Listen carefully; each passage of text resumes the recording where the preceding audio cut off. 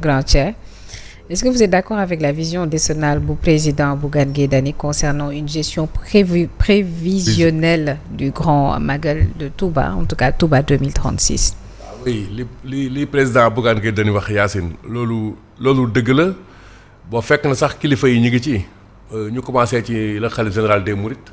parce que xam nga boo xoolee màggal bi ci organisation bi am na évolution dem nañ ba si yàgg teg benn comité scientifique mu nekk ay experts yu nekk ñoo fa nekk foofu di xalaat ci lu jëm ci màggal bi quoi finalité sociale yi ak économique yi ak yëpp boo fa demee am na ay ñoom professeur Guèye ñu bëri macha allah ñun yàlla defoon bi ñuy nekk ndaw gën nekkoon ay reporter ñu daan couvrir sax seen i activités yenn saa yi gis nga développement yi mais peut-être bu yoon jeexul waaxasul du jeex parce que màggal bi tey bokk na ci événement yu religieux yi gën a mag. ci Afrique. mu nga ne sax ci àdduna bi par rapport ak nit ñi nga xamante ni ñoo fay dem donc tey loolu nag par delà l'aspect religieux war nañu mën a xool effectivement comme ni ko président Bougane Gueye Dany proposé aspect économique bi ni ñu ko gën a joyantilee parce que Yacine. tey xool li ñuy importer ci ay nag. ak ay gàtt en tout cas xeetu jur bu nekk. ci dëkk ci Touba alors que Touba boo ko waxee yaa ngi naan ferlo ci wet gi. c'est parce que dañoo nekk ci dëkk boo xam ne élevage bi développé bu baax a baax. am na benn projet moo doon waxtaan ak Djigo l'ancien DG de l'ANAT mu tuddee ko préferlo déjà ci nguuru Macky Sall naka la ñuy defee ba joyanti la élevage bi vraiment ay projet yu tege la mais doo gis finalement gars yi dañu ko exploité naka la ñuy defee ba ndoxu Lac de Guiers bi ñu yóbbu ko ci ferlo bi mën a joyanti la bu ko defee élevage bi parce que Yacine kon dinañ am ay li ñuy approvisionné màggal bi kon peut-être dina gën a doy au lieu ñuy dem ci yenn réew yoo xam ne ay pays voisins lañ alors que nous on a toutes les ressources maanaam chaîne de valeur la parce que li mu proposé bi ngi wax sax ba transformation xam nga boo nee élevage après am na lu ci topp benn industrie de transformation tey der yi ak yooyu noonu tey der yi mën nañ ci def lu bëri meew mi mën nañ ci def lu bëree bëri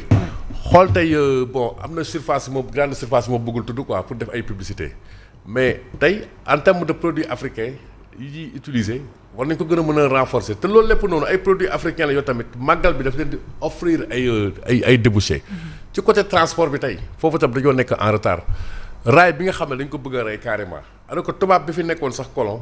moom gisoon na ci njariñ mu taxawal ko bu baax a baax ci jamono boobu noonu tey raay bi war nañ ko joyantil andiwaat ko ne serait-ce que màggal bi parce que tey Touba dafa nekk pôle boo xam ne tey pôle économique boo xam ne dafa nekk agglomération boo xam ne nañ la département Mbacké tey moo ëpp population tey ci Sénégal donc bu ñu dem Mbacké Touba moom moo tax donc autour de Touba autour du Grand Magal dafa am ay activités yu bëri yoo xam ne dañ ko war a développer et pourquoi pas loolu sax retombées yi muy générer mu bokk ci li nga xam ne dafay financer organisation benn édition wu màggal bi parce que bon peut-être comparaison n'est pas raison mais boo demee Makka tey y a toute une économie autour du pèlerinage à la Mecque boo xam ne daf koy drainer peut-être loolu état la waaye mais fii tamit y a beaucoup de choses à faire surtout sur la chaîne de valeur comme ni mu ko waxee par rapport ak production par rapport ak transformation ba ci jëm ci li commercialisation après ak transport bi ak yooyu yëpp après peut-être que étude bi dinañ ko gën a pousser. Très bien. Parce que gouverner c'est prévoir et il faut faire de la prospective. Très bien. Alors Pierre Simon dellu si demande d'explication au lendemain du Grand Magal de Touba avec ces sanctions annoncées contre 179 agents. Alors les syndicats qui demandent au gouvernement d'éviter en tout cas certaines dérives.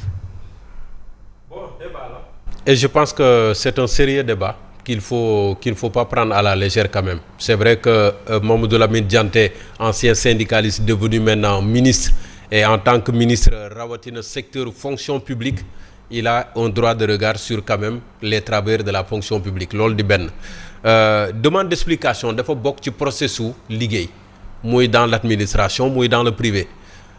demande d'explication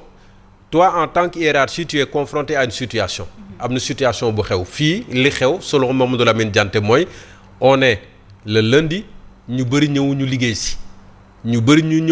si il a fait le point ak ñi nga xam ne ñoo fa nekkoon il a trouvé qu'il y a 179 absences yoo xam ne ay nit ñi waroon nekk seen poste nekkuñu fa xamuñu lu tax mais corrélation peut-être bi mu ci def ak màggal gi ak contexte bi mu ko waxee moom ci boppam j'ai pas vérifié mais il paraît que moment bi muy wax il était sur un plateau et moment boobu moom ci boppam daf ko war a fekk muy liggéey ci bureau donc il y a quelque part un peu de désordre ci man ni ma ko gisee. Mais le fait est là que demande d'explication dafa bokk ci loo xam ne ci processus su liggéey ak ci cadre liggéey la bokk. oui en soi ce n'est pas une sanction man ci li ma ci xam en soi ce n'est pas une sanction on te demande juste de t'expliquer par rapport à ton absence lu tax ñëwoo liggéey.